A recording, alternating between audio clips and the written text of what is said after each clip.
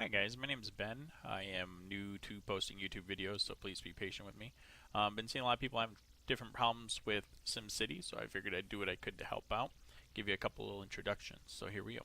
Starting off, when you want to create a city, doesn't matter how big the region is, but when you look at the region, you want to make sure that you go through and look at all the different resources available in each city. So such as this one, you have kind of medium resources in all the different cities. Try to think ahead of what you're going to specialize in. Are you playing with friends? What are they going to want to do? Are you going to want to be a mining city? Are you going to want to be an oil city? A you know tourist destination, so on and so forth. The most important thing to kind of make sure you have everywhere, the thing that I've noticed so far that you run out a lot of is water. So make sure that there's usually a lot of water in the region, or that there's someone you can buy water from. Secondly, is like I said, planning out where you're going to go with it. So in this case, this is only a two-city thing, more for me just to show you kind of how to get started. I'm just going to go ahead and take this city right here and kind of show you how to get started.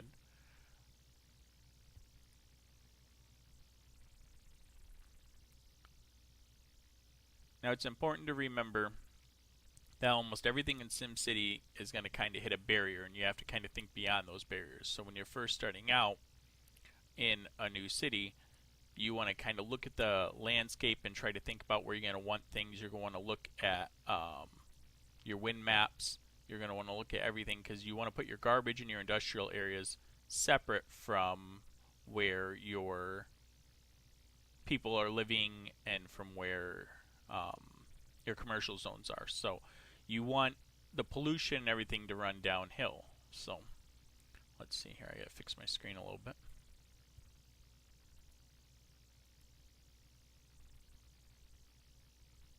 Maybe.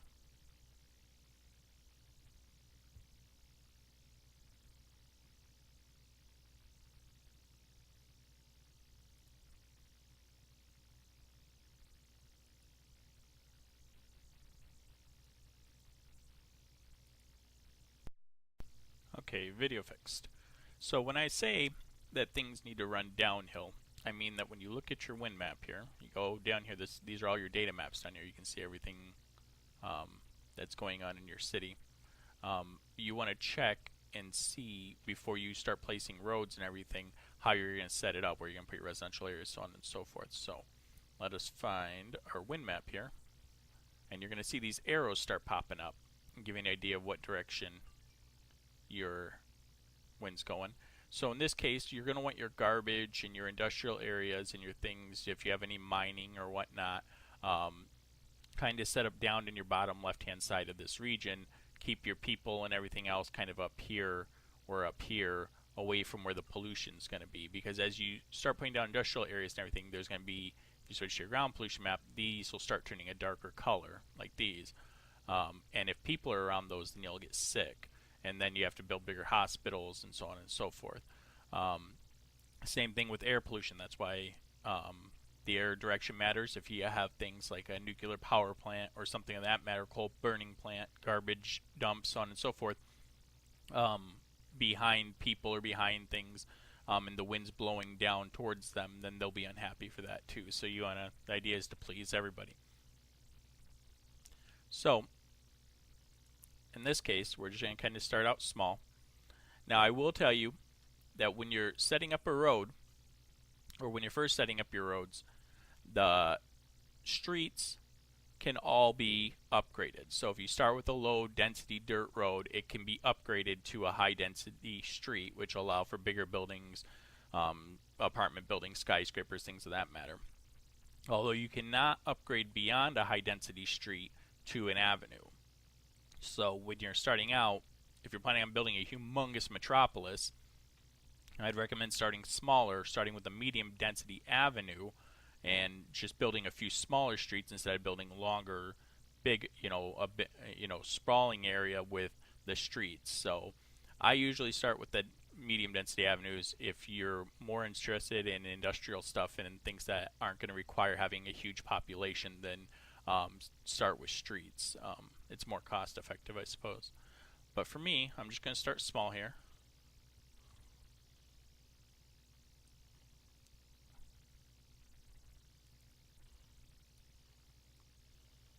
we're just going to build a couple of small areas. And we're going to zone each of these areas kind of in the manner of what you're planning on doing with them, or how you're going to set up your city. So like I said, since down here we're going to want our industrial area, up here we're going to want our people, I'm going to go ahead and zone it that way to start off. So there's my residential. We'll just do shops there, and we'll do industrial down here.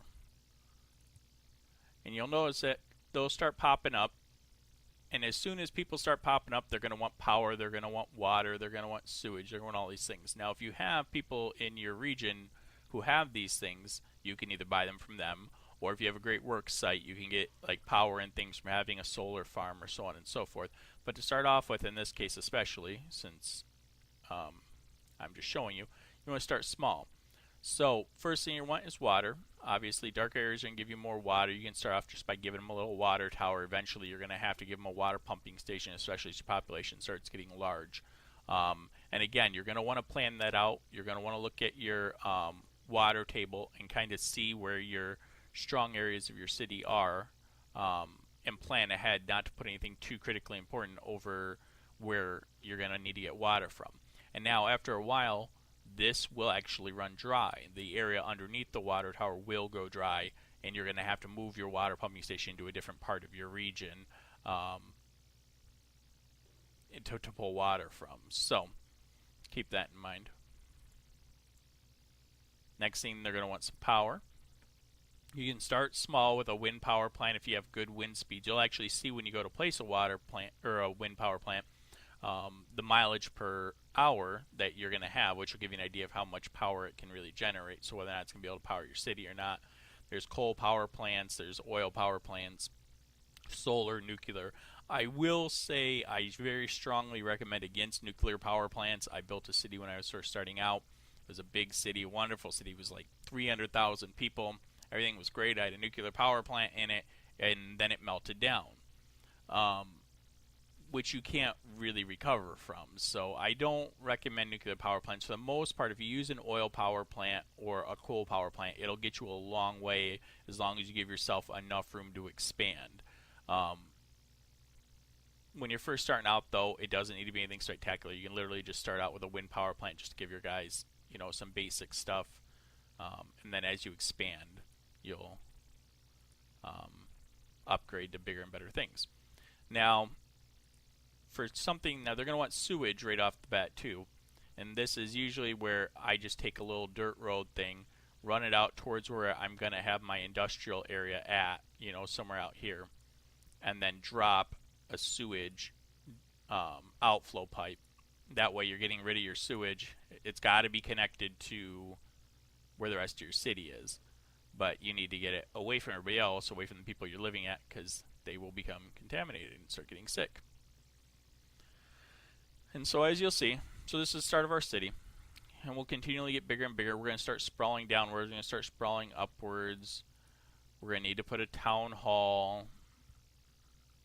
The town hall is needed to be able to add departments to your city, like departments of education, utilities, safety, transportation, so on and so forth. You have to have those things to like if you have a regular police station or whatever, it has a max amount of police cars and things like jail cells and so on and so forth. When you get a department of safety, let's say, you can have a police precinct, which can have police helicopters and all kinds of, same thing for fire, and so forth, mass transit systems, everything like that. All that stuff, you have to have the city to be able to support it. So, all right, so now we have a town hall. They want us to name our city. We'll just go ahead and leave it how it is. So you need to build money. And so after you get started, really what you want to look at is kind of your specializations. So are we going to be interested in coal? We don't have any coal on our map. Well, we have a little bit here. Not really much though. We got some raw ore we could mine for here. Doesn't seem to be our strongest suit. Crude oil. Not a whole lot of that either.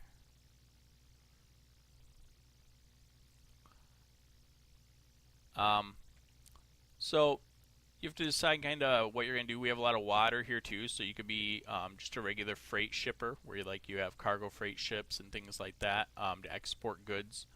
I'll tell you that I have three massive cities on a different server, and I have one city that's very specialized in making alloys and metals and things of that matter. I refine ore and things like that.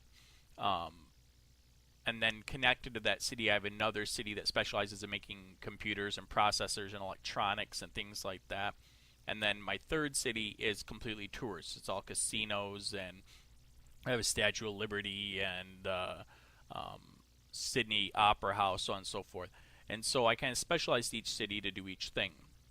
I'll tell you that the most lucrative thing is electronics. It takes a lot to build it up. It really, you have to put a lot of time and effort into kind of balancing between having enough education and enough population to support it, upgrading trade headquarters and things like that to be able to support to make TVs and computers. But if you can go through all that, and you're really building your first city and you really want to be super profitable, computers are really, really profitable. Alloy is very, very profitable too, but the only problem with alloy or metals in general, making those, is that you really need the resources there to start with. You need to be able to mine the ore um, and what's the other thing? You need to do that also, and I'm blanking. But anyways, so you need to be able to have those resources available to you to turn into alloy to make a decent profit off of it. If you have to import those items to turn them into alloy, you're not going to make as much of a profit. So I recommend electronics. Gambling, it seems more fun to start off with like a humongous, sprawling city with lots of big, bright casinos and huge tourist attractions.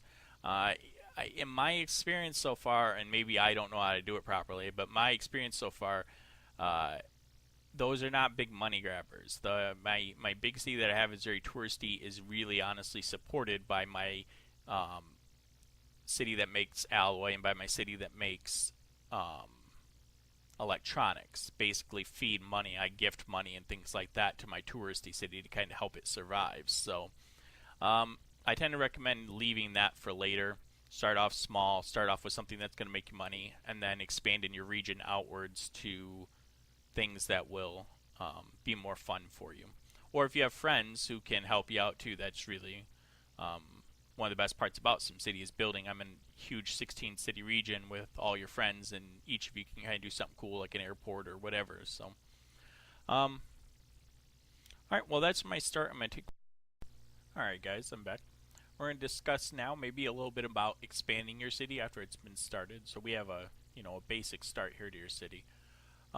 First thing we're going to do is discuss a really quick overview about how some of your public service stuff works, your fire, your health, your police, so on and so forth. Really, when you're first starting out, I don't really recommend plopping any of those things to start. Like, as things are needed, obviously, they're going to highlight, and then people start asking for things, and when that happens, you can tend to give them to them as long as it's within your budget. But don't expand too fast. Don't add a bunch of squad cars on. Don't add a bunch of ambulances on, or you'll blow your budget too fast, because all that stuff costs money per hour to maintain. So the first thing you are going to want to do, though, or consider doing, is setting up a bus system. As your city grows a little bit, you're going to want to make it so that everybody can get around everywhere else. It'll really help with your traffic flows and so on and so forth. Really, what I do when I'm first starting out, after I kind of get initial setup, and I need a little bit of money to work with, I'll start with getting a bond, just a little one. That way I can help expand my area. The first thing you want to do is kind of get your residential area expanded, because a good amount of your income when you're first starting off here is on taxes, on residential people. So as you see, we're currently making 715 plus profit right now. Most of it's coming from taxes. So that's where we want to expand first. So we'll go ahead and move these on up here. And move this out here.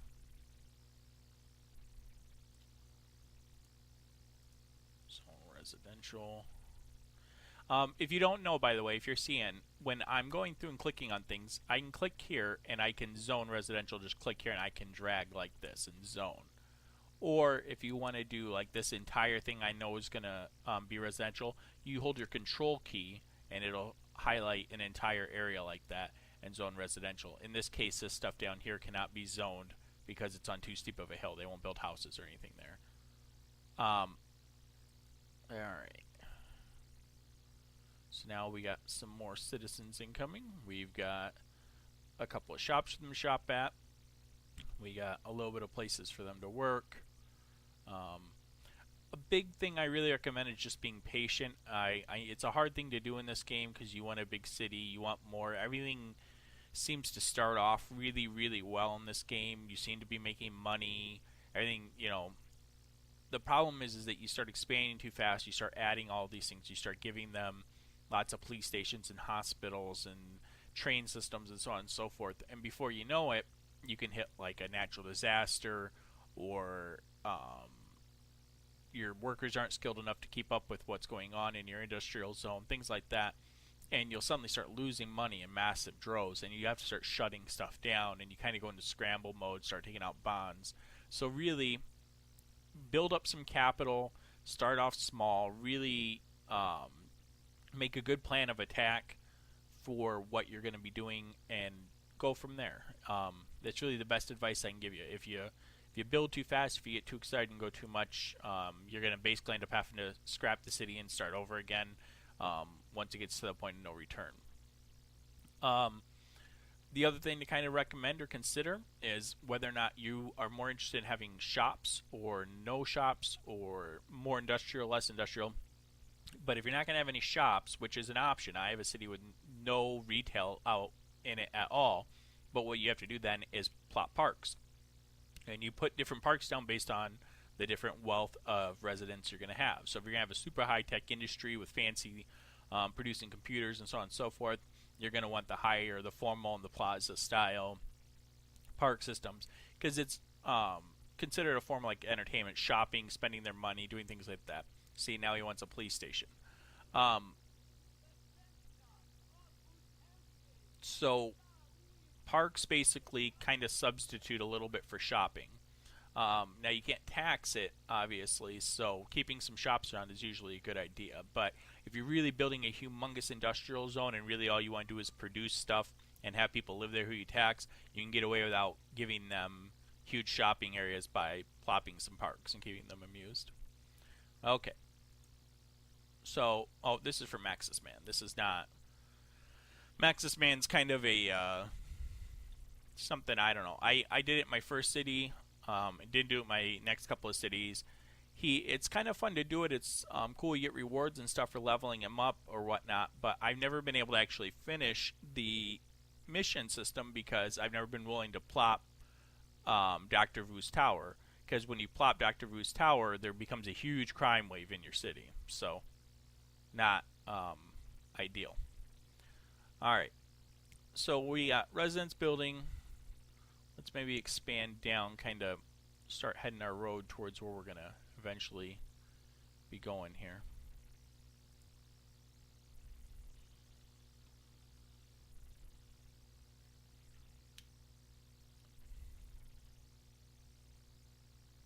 Alright.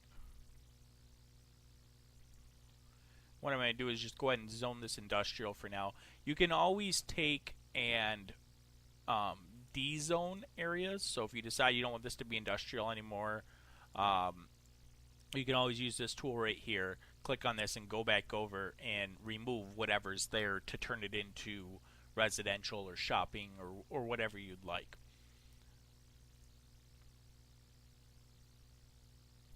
Now as your population grows here, how we're currently at 2,000 people, your town city will start growing too. See, we're currently at 1,945 out of 5,000. Once I hit 5,000, you'll be able to upgrade your city hall. Your upgrades are free just to hit the upgrade button. And each time you upgrade, you're able to add a new module to your town hall. Same thing kind of happens with your trade headquarters, your petroleum headquarters, so on and so forth. All these types of things will have these things where you need to hit certain marks like this. And when you hit this mark, you'll be able to upgrade it. You'll be able to add different module. Like in a trade headquarters, you can add a petroleum division, which will allow you to ship petroleum out of shipping ports, which makes you more money than doing it through freight trucks and things like that. Um, and so in town halls, as we level up, you can add a module. So you kind of need to think about what you're going to be doing. So if you're going to be a really big touristy place or whatever, your first thing you're going to maybe want to do is the Department of Tourism. If you're going to be doing a lot of shops and things like that, you'll want Department of Finance. If you're going to have a humongous university, Department of Education, so on and so forth. Really, one of the big things is if you're going to have a huge city, I recommend having a Department of Transportation pretty quick that allows you to have good mass transit systems and things like that, because traffic jams seem to be a really big problem in the game right now. The problem lies in the fact that over here, where you have your main road that comes into the city, is really your only way to connect to the outside world. And as you can see, even with my tiny little city, there's a huge amount of traffic here already. There's no way to create a second avenue over here, or anything like that. Anything outside this dotted line, off limits. You can't run roads out of that. You can't do anything. So, really, and I don't think I have a rail system connected to this city, do I? I do not. So, I won't really be able to explain it. If you have a rail system connected to your city, you can plop a train station, which will carry people to and from your cities. So, that's a very nice little feature to have. Also, something to consider when you're first starting your city off. Tell me not enough freight customers. So we got, the reason they're saying that is that we have all this industrial zones. People are going to work, they're building things. It's nowhere to go. So what you need to do is you need to go to your specialization menu, and here is where you can choose where you're gonna either, if we wanted to mine for that ore that we have here, drilling for oil if you have oil reserves, if you're gonna be a big trade headquarters, electronics if you're gonna make process, things like that. Your culture, things like your Statue of Liberty, your tourist attractions, things like that are under here. Big recommendation is the Expo Center when you have enough money to do it, especially when you're first starting a city. I survived for a long time off of an Expo Center, so it's a good investment when you're financially strong enough and you have the population to support it, because it has a 3,000 person attendance. But it's a low and medium wealth attraction thing with a pretty good yield of profits, so I do recommend it. Anyway, so what these industrial people want is a place for their stuff to go.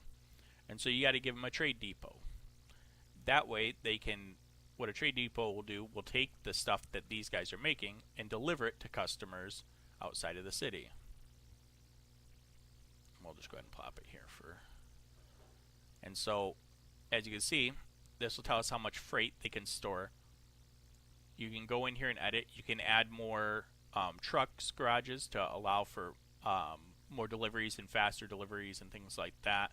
And then you can choose different storage lots to add on in modular succession. So if you're going to be into crude oil, if you're going to be into raw ore, or if you're going to be making things like processors and so on and so forth, you need to import things like alloy and plastics and whatnot, and you'll add those here, and then that'll bring materials into your city.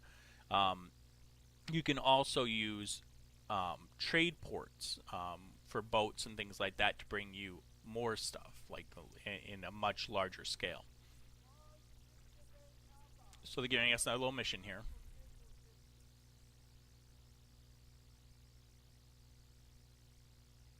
Just basically saying, let's build our city up. Okay, well, we're making a pretty good profit. Sorry, I'm having a little bit of problems navigating my screen because I've never played this in non-full screen mode before. So we'll go ahead and add some more residential zones.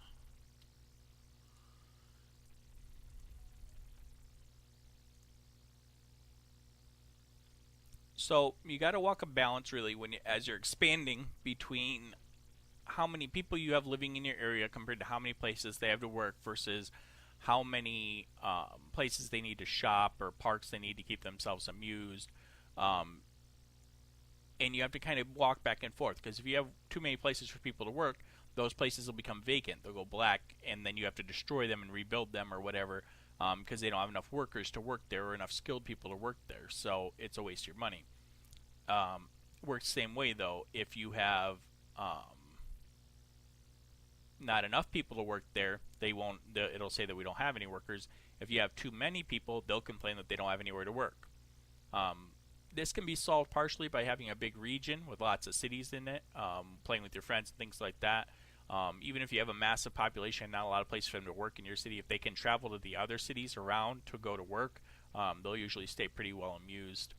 But anyway, so it's a balance that you need to walk. Okay, so we can't upgrade yet. We need to wait until we get to 5,000 people to upgrade. So really, in this case, I'm kind of thinking I'm just going to do some shipping, some importing, exporting stuff, and maybe manufacture something, maybe electronics or something like that again, just to kind of show you guys what's going on. I will tell you, if you notice, I still haven't given them a police station, I still haven't given them a fire station, I haven't done any of that stuff yet. That'll just kind of go, they'll get it as they need it. Same thing with education. It's a good idea if you're going to be doing anything with higher, like tech jobs like processors or computers or solar farms or things like that. You have to have the level of education of people to do that. And so usually one of the cities in your region needs to have a big university in it. And they're money droves. They take just an insane amounts of money to run them. So you really need to have a person who's planning on making a good chunk of money in their area. Like if you're going to have a tech region where they're going to be making computers and things like that, put your university there. But so plopping a grade school is usually a good idea. It'll at least get people started on some education. Notice everybody's getting happier. Yay! Now each time you plop something like a school, you need to also, sorry, didn't mean to close that, make so that they can go to school. You have to give them bus stops. So we can have a school there all we want, but basically the only people who are going to go to school are the people in this immediate vicinity. People out here aren't going to walk that far. So you have to go through and you use this highlighted area. You go through, plop a bus stop, see people getting happier because now they can go to school. Now you can all go to school. Now you can all go to school. So it's like Oprah Winfrey. So there you go. So that's an idea. Start schooling, get people happy. Again, if you're going to do a huge industrial area or something like that, not nearly as important to do stuff like that. My industrial town that I have doesn't have any schools in it. Doesn't really have any shopping in it. It has a few parks to kind of keep people amused or whatever. But really it's just a humongous amount of oil rigs and drilling machinery and refineries. Just that's really like 70% of that city. So now we're getting a little pop-up here under health. It says we're getting injured Sims. And so again, start small. Give them something like a clinic. It's a good idea usually to centrally locate things in your city too, based on where people are located, so that everything can kind of, like your police coverage, your fire coverage, things like that, you kind of want them in an area of your city where they can kind of get around pretty easy, have lots of connecting roads, things of that matter. So okay. We're going to also need waste disposal. These people are going to start producing trash. Currently we're collecting 0 garbage cans. Again, all these things cost money. So this costs 9,000 simoleons. We're currently only at 14,000 simoleons, and we have a bond out. And so I'm going to try to be patient, hold off, let our profit kind of take hold here. Let's see what we're doing profit-wise, where we're spending our money. Spend money in education, health, because we plopped the clinic and the grade school. Now you can raise and lower taxes. If you get a Department of Finance, you can actually control your tax rates between low wealth residential people, medium and high wealth, same thing commercial and same thing industrial. Now if you get your taxes too high, people will leave. And I think they say that the highest, like your very wealthy people, If they get taxed too high and leave, they don't come back. So you have to actually rebuild your clientele. Where like low tax people, I think, are pretty easily replaced or whatever in this game. 11% kind of seems to be the barrier that I've seen so far, where you'll get a couple of unhappy people. For the most part, people don't complain too horribly bad. If you go to 12% on residential taxes, they'll usually get really angry. Higher wealth people really like in my super touristy area where I want lots of high wealth people. My tax rate for wealthy people right now is 5%, so I don't really require too much. Let's see. Oh, that just needs to cycle through for the day so that they hire a doctor. Periodically, as you play the game, it's a great idea to keep clicking on this little bulldozer to make sure that you don't have any abandoned buildings or rubble. Abandoned buildings are fire hazards. They'll catch on fire easily and then catch things around them on fire. It's like a chain reaction that gets pretty bad pretty quick. So it's a good idea to make sure all your abandoned buildings are cleared. If you don't clear those abandoned buildings, they do catch on fire. They eventually turn into rubble as they burn down. And then if rubble isn't necessarily a fire hazard, but the problem is that if it sits there, they can't rebuild the thing on top of it. So the minute you clear something, it's going to rebuild back up. Okay. Also, good idea to check your happy map. This will give you an idea of what people are thinking. So your residents, your commerce people, and your industrial people. And you can click on these things and see individually, like I only have low tech industry right now. As you build up and if you're doing computer processors, so on and so forth, you'll have that up here. And they'll give you an idea of what's actually going on, what's wrong. It's, they want their workers are dying off or something, so they probably want bigger hospital or an emergency room or something like that to take care of those people. But again, you got to learn to balance between giving the people what they want and telling them they're just going to have to be patient and wait until you build your city well enough that they can have amenities like that.